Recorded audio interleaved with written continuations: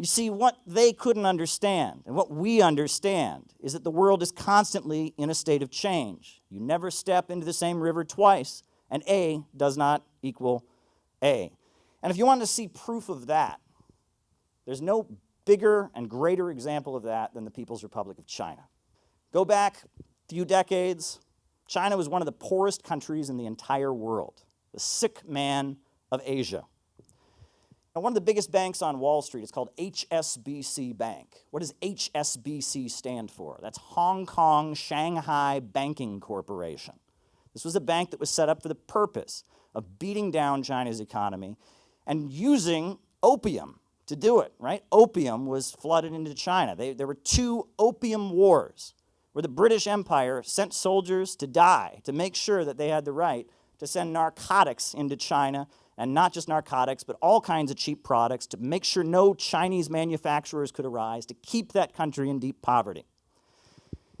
And what they call the Great Revival of Chinese civilization, it began with Dr. Sun Yat-sen.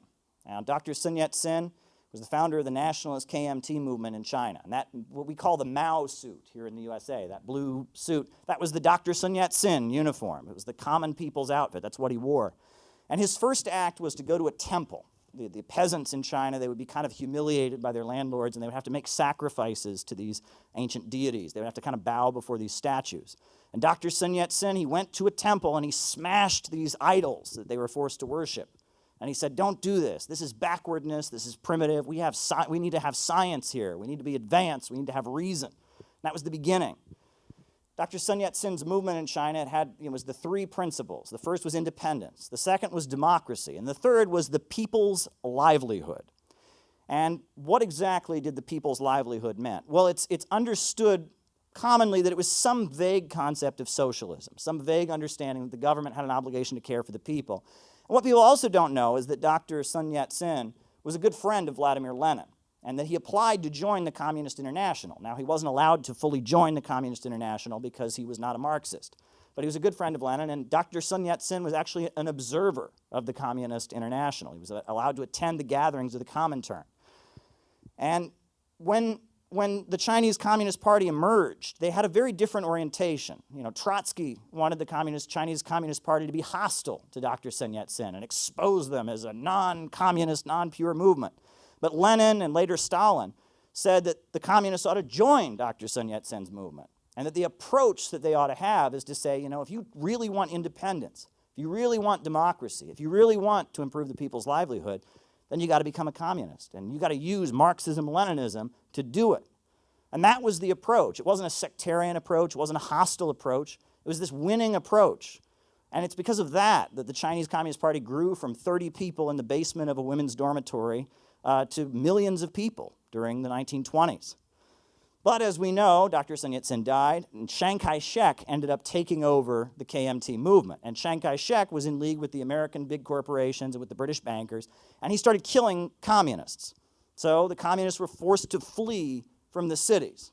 Very famous. They fled from the cities, and that's where you get rural people's war and Mao and the guerrilla warfare out in the countryside, where they're going to isolated rural areas and leading peasants to overthrow their landlords and redistributing land.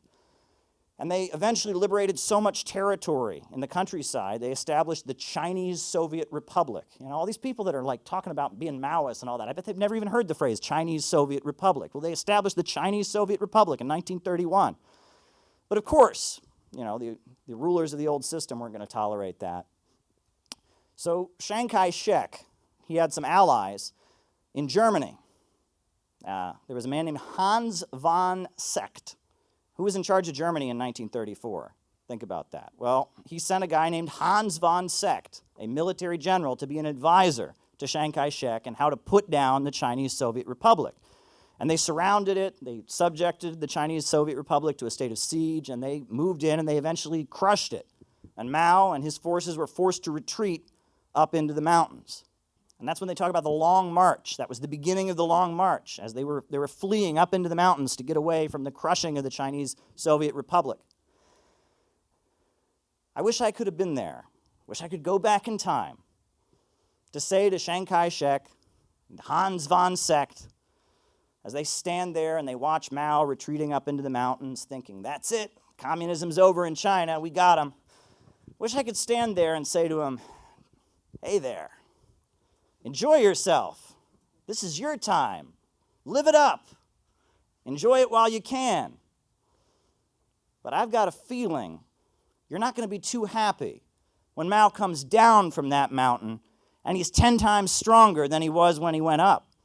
And you're not going to be too happy when Mao kidnaps Chiang Kai-shek and forces him to sign an alliance against the Japanese invaders. You're not going to be too happy when, during the fight against Japan, the Red Army becomes the heroes of the whole world. When there's a best-selling book called Red Star Over China by Edgar Snow that's selling out in Europe and in the United States, where Mao is the hero fighting the Japanese invaders. Everyone wants to be like Mao all over the world. You're not going to be too happy when they eventually set up the People's Republic of China. So have your fun while it lasts. Enjoy yourself, Chiang Kai-shek. Enjoy yourself, Hans von Sect. But I got a feeling you ain't going to be happy too much longer, because A does not equal A. And you never step into the same river twice.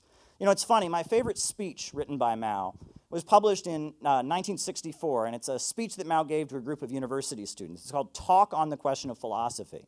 So one of the anecdotes he tells in that speech is that in the cities that were controlled by Chiang Kai-shek during the Civil War, they had a song that they played on the radio all the time. And the lyrics translated to something like, when Mao appears burning and killing, what are you going to do? And that they played this song on the radio constantly.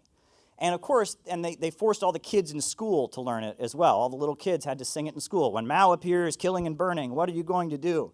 When Mao appears killing and burning, what are you going to do? And of course, you know how kids are, right? If you train them to sing a song every day, they're going to start repeating it. So everywhere, all over the cities, people were hearing it. When Mao appears killing and burning, what are you going to do? When Mao appears killing and burning, what are you going to do? And people hated this song. It was the most annoying thing ever. It was on the radio every day, and all the kids were saying, when Mao appears killing and burning, what are you going to do? When Mao appears killing and burning, what are you going to do? It annoyed the crap out of everyone. And then, when the Red Army would march into a city, right? And people would come out of their houses with tears pouring down their cheeks, raising their fists up in the air. They would sarcastically sing this song, when Mao appears killing and burning, what are you going to do? When Mao appears killing and burning, what are you going to do? It had the opposite effect. It's kind of a funny anecdote, I think.